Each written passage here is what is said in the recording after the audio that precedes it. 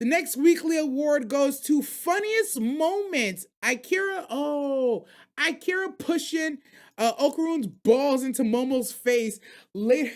This shit, I ain't gonna lie, this shit was just fucking funny, bro. I don't know how else to tell you. There was a lot of little funny moments in anime this week, but this fucking moment actually had me laughing my ass off for no fucking reason. There's just something about getting. Somebody said earlier, anime teabag. Getting anime teabag in this form is like the most like random shit ever. Because it's one of those things, Aira doesn't know there's balls into this gold thing. Momo knows that Okarun's balls are currently on her face, but she's just so focused on the task at hand. One, get the fuck off of me. Two, oh my god, I found his balls. It's just fucking funny, bro. It's just fucking funny. I also thought in Dan funniest moment. I didn't understand the joke with the lighter and the hair catching on fire until somebody had to explain it to me. The girls bring her across and she says, "What am I supposed to do with this? It doesn't smell like it has enough oil." And in my mind, I'm like, "Oh yeah, cuz like when you want to like cleanse a demon from a room, you sage and you oil." So I'm thinking she wanted oil rubbed on the goddamn thing, right? Fast forward, she shoves the cross in Momo's face. Momo's like, "Why the fuck does it smell like so much oil?" In my head, I'm like, "Oh, ha! They must have oiled the cross to try to burn the demon." At least these bitches are smart. I wish they would have brought the salt because the salt works too, but oil works too. Fast forward to the end, the demon eats them and then she spontaneously catches on fire. I'm like, "Oh my god, that's what the oil is for? To set her on fire?" No, stupid. The cross was a fucking lighter. A literal, actual fucking lighter. And while there was nothing to ignite on the outside because the stupid demon ate her own hair, the strange woman ate her own hair, guess what happened? There was a perfectly amount of kindling in here to burn that bitch from the inside out like a goddamn habanero pepper. So that's what the fuck they did. So the whole time they're talking about why doesn't it smell like oil, I don't know because Ayera is kind of smart, kind of not. I don't know if she knows that that cross was a lighter. I feel like Momo knew that the cross was a lighter. I don't know if Ayera knew that the cross was a lighter. When I heard her say it doesn't smell like oil, it was almost a double entendre. It's either she knows that it's a lighter and there's not enough lighter fluid in it, so put more lighter fluid in. It's not called oil, it's called lighter fluid, in my opinion, which is what threw it off for me.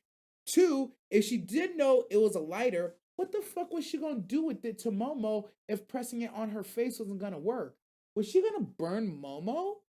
Like, that's a question I have to ask now. I'm not gonna lie, I didn't think about that till just now in this moment, but hey, either way, shit had me dying laughing. Momo had Okarun's balls on her face. My man made it to third base autonomously. His nuts droned onto her face to make it to third base. I don't know if it counts as third base, but I'm gonna give him the bases because he's an otaku. He's a okarun, so he got to get it how he can. All right, next award of the week goes the Hands of the Week, and Hands of the Week goes to the Bunny people and Alpharetta for dealing the Empire a fatal blow and bringing the king to his knees. Although I ain't gonna lie, that king was thugging as fuck, bro. He really stood on motherfucking business when it came to his empire. Like they pressed them, they're like, "Yo, we're gonna put you in this. Like we defeated you." First off, they try to sneak him, and this man's like, "Ding, ding, ding, ding, ding, ding, ding, ding, ding, ding, ding, ding," just fucking blocking, yo, straight up, yo, man, we're out here. Man was out here fucking blocking arrows left and fucking right. Just tick, tick, tick, tick, tick, tick, tick, tick. Like I'm trying. Like as you can see, I'm not a swordsman, so these arrows would just been bodying me. But this man was blocking every fucking thing. That was thugging in its own right, right? But then he gets defeated. He's brought to his knees eventually, and they're like, "Meet our demands, or we'll start doing shit." He's like, "Fuck you, start doing shit then, pussy. You ain't gonna do nothing." They blow up one building. He's like, "Oh, y'all really blew something up? You ain't gonna blow something else up." Boom, they blew something else up. We'll kill your son. This son, the son right here, man, fuck that nigga. I ain't fucking him like that. You ain't gonna kill him anyways. Cut his. Oh, you really killed my son? All right, if you don't, you got one more chance, and we're gonna blow some. Whoa, whoa, whoa! All right, Playboy, I heard you. I've heard enough. I've seen enough. Y'all niggas really mean this shit. You bunny people really mean it. I'm gonna stop standing on business. I'll give you what you want. I ain't gonna lie. That king, although he is, I think he is trash. I don't like how he runs his country. At least it was nice to see him show why he's the leader in these parts. And even after he was defeated, he did something I never expected. He apologized to his people. I'm sorry, everybody. I thought I was that nigga. I am not. They jumped me. They got me. They snuck me. We lost some people today. We lost some buildings. We lost some territory. And we're not going to be able to, fucking enslave these rabbit people no more. That's on me. I wasn't strong enough. That's my bad, y'all. So we're going to leave these people alone. And he really just stood on business, bro, through and through. Through winning and defeat, he stood on business. I really thought he would have been like an L character. But yeah, so shout out to the bunny people. Shout out to the House of Helia for throwing hands with the Empire and winning. Handily winning at that. Beat they motherfucking asses, to be honest with you. Shout out to Shea for taking out the trash, really showing them what's good, especially getting to get back on that motherfucker who was talking all that shit to her. Like, I'm glad he got fucking punted to the moon. I honestly feel like Shea was very nice to them. I can't think of another word. She was gentle. She was kind. Cause the way I would have treated them after what they did to my people and the way she treated them was very different. She had a lot of mercy. I'd have had them begging for their lives, honestly. But that's why she is who she is, and that's why I am not. So, hands of the week goes to Helea people, the bunny people, for getting their freedom, their independence, and really enslaving the empire with their words, or getting the vows of non-slavery from the empire. Cause yeah, it was a good move. It was a good move. You're probably wondering why I didn't use the bunny people. Shay's in this picture. She's the representative. But also, have you seen the shawties in this picture? Like damn. Like damn. What are we talking about right now? Shit. The next award of the week goes to Most Despicable.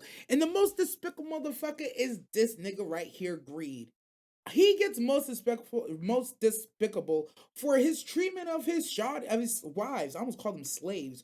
Oh my god. For the treatment of his wives that he treats as slaves. Like, these shawties live in constant fear and get snuck for just about fucking anything. In this last episode, he roundabout blamed one of the shawties. He said, "Why would you wake up my new wife? Why wouldn't you realize that she's tired and let her rest? You let me disturb her, and it's your fault." And he wanted to murder her, and she was just gonna take it. Is that not insane? She was just going to take it. I was like, oh my god. I was like, somebody help this girl. Meanwhile, this nigga's like, yeah, I almost killed her. And what? I'm like, it's not and what, bro. You're not supposed to do that to your wives. So he's despicable. Hook shooting at 154 for not. Oh, him shooting at number 154 for not noticing Emilio. It's crazy work, bro. It's just crazy work. He's despicable, bro. He's despicable. I can't believe I'm saying something good about him.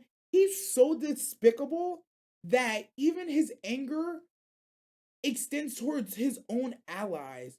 Because he's like, I heard y'all niggas flooded the city and you made my bitch mad, so now I'm mad at y'all. And it's like, I think that's supposed to be a good thing, but at the same time, like, who the fuck is you, boy? But whatever. He's despicable. We're not talking about him no more. He gets the award because he ain't shit. Coming down to the last two awards. Last award, top assist of the week. I'm giving the top assist of the week to Priscilla because without her this episode, I don't know what we would have done. She was literally the final piece metal connector to really fully hardwire the next steps in this story. Her not only saving Subaru from the water and preventing a RBD, she also imparted wisdom onto him, showing him a way and a path forward where we could potentially defeat Wrath if we set up the right conditions. Which everybody knows, Subaru's power with the RBD, the whole thing is going through it enough times to have the appropriate and correct conditions for victory. I love that with her help and her knowledge, Subaru has set out his 3 conditions of what he would consider victory, and all of them are very much achievable with the information that Priscilla provided him. Again, that's why she gets top assist of the week. I feel like she doesn't see him, she doesn't run into him. A lot of this stuff she does not learn. He does not learn, and he does not relate to everyone else that he goes to. We have a way forward, and it's all thanks to her. And let's not forget her powers. The way she fucking put in work with the swords against the dogs was absolutely fucking amazing. It was beautiful to watch. And again, I said it before, I said it again. Right now, she is looking like the top candidate by far. I would have had it. My early rankings were like Krishan, Amelia, everybody else. Right now, the rankings go Priscilla, Amelia, Krishan, still kind of, and then everybody else. I know all the other shotties in the running have upped their standing as we go. I do feel like Amelia in the end is the best and most correct choice eventually when she reaches completion, or even though she's a work in progress, people might believe in her enough because she also throw hands pretty well. She is somebody that I wouldn't mind following. But we're talking about who's the most complete right now. I think it's Priscilla. It would have been a Krishan, but Krishan, not only right now, she looking kind of fugly, she also doesn't have her memories. So we got to beat that motherfucker gluttony to get some of that shit back for her. But even if we don't get that done, hey man, Priscilla is still top assist of the week. I think she's going to continue to show her worth and show why she should be the elected official. And I'm excited to see where they take her moving forward. Because let me tell you, she's right there. She's also interesting enough. The reason why I can say a lot of things I say about her, she's also not my visual type, but I respect it and I likes it. I likes it a lot.